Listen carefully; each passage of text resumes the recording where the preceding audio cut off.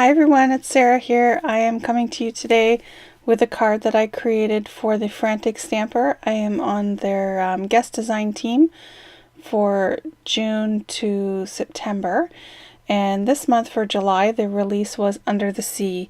So I just wanted to share with you how I colored up my die cut images from the Frantic Stamper release. I am using Distress Oxide inks with a piece of acetate, and basically what I do is I choose the color that I want to use. For this frame I first used Broken China, and then Faded Jeans, and Peeled Paint. So in that order I added the Distress ink to the acetate, sprayed on some water, and then smooshed the acetate down onto the die cut so that I could see where I was putting the color to make sure I was filling in all the spaces and getting the look that I wanted to have in there. So you can see I do each layer one at a time, and then I heat it with my heat gun to dry it up as much as I can. You don't have to fully dry it if you want the colors to blend in, but you just dry it a little bit. So with the Broken China, I think I'm on my second layer there. And then I will come in with the Faded Jeans and the Peeled Paint. Then to finish off this one, after I was done doing all of my colors, I did spray the top with some glimmer mist. Just a silver glimmer mist to give it a nice shiny look to the colored image, the die cut. So here's the Faded Jeans. Just trying to get that real deep sea look to it. Now I did also color up a second piece of paper that I placed in the back behind the frame, and for that one I did not put the peeled paint on it. I just used the Broken China and the Faded Jeans because I wanted it to look a little bit darker than the front frame that was going on top.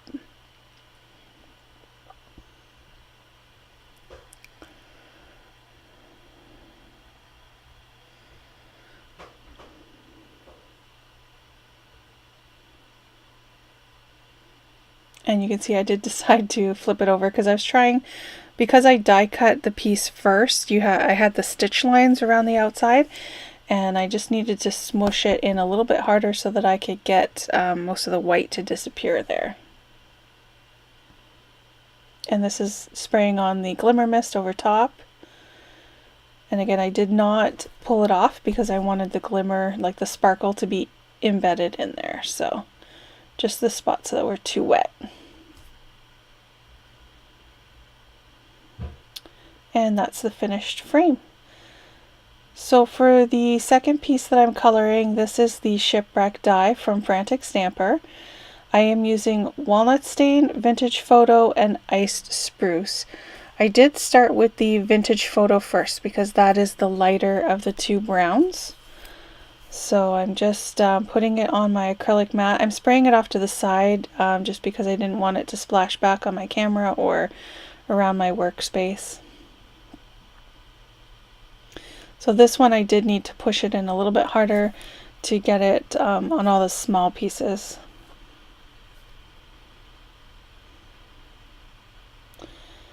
Don't be afraid to get dirty.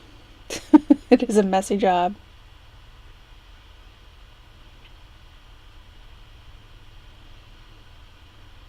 So 2 layers of the Vintage Photo just to get a nice base layer in there before adding in the other colors. I love how this combination, the Vintage Photo, Walnut Stain, and Ice Spruce, give it a very, very weathered wood look to it, especially the Ice Spruce on the end, because it adds in a little bit of that blue-gray.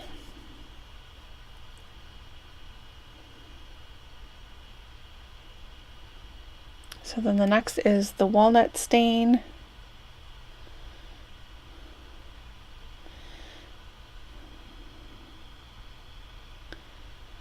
And I did, after I finished coloring these up, you can see that there are still a couple of white spots. So on the actual Shipwrecked die cuts. I did use my Vintage Photo, just regular distress ink, and my sponge applicator, and just inked some of the edges just to make sure I got all the white spots and to darken it up a little bit. So you can use the two types of inks together. So here's the ice spruce, and I didn't put it on the entire piece, I just put it on just some of the side, like a couple of sides and edges, just to add in on top of the brown. They turned out super awesome.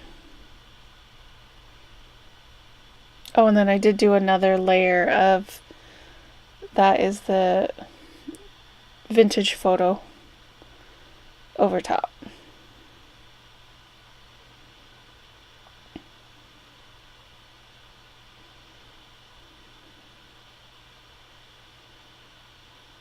Alright, so I will come back to show you the card and the dies that were used.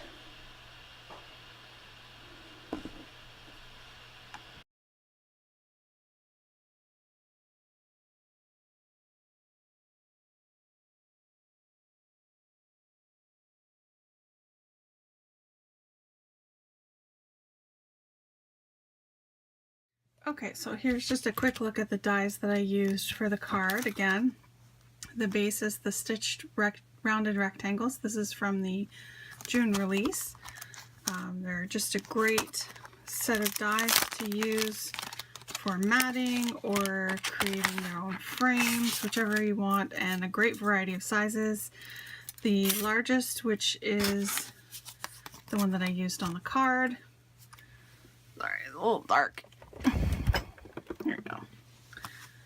Just has the inside stitching, and then the smaller sizes have inside and outside stitching. So great die set to have, very versatile. And then the coral and seaweed oval is what I used to cut out the inside. This one again is really great to go with mermaid images, a lot of the new releases that are out for many different companies. Frantic Stamper also has a mermaid stamp that was released for July. So it looks very cool, fits wonderfully in the front of an A5 card. And then the last one here is Shipwreck. This one is really cool. You can't see the whole thing in here because I have it tucked underneath the seaweed, but you can see it does have like a serrated edge, like the wood is old. Fighting with it. There we go. Super awesome. I love the distress look that the Distress Oxide inks gives, especially the weathered wood in there. It just turned out so beautiful. Alright, so leave a comment, subscribe, and I will have all the links down below for you to the Frantic Stamper website and the July release. Have a great day.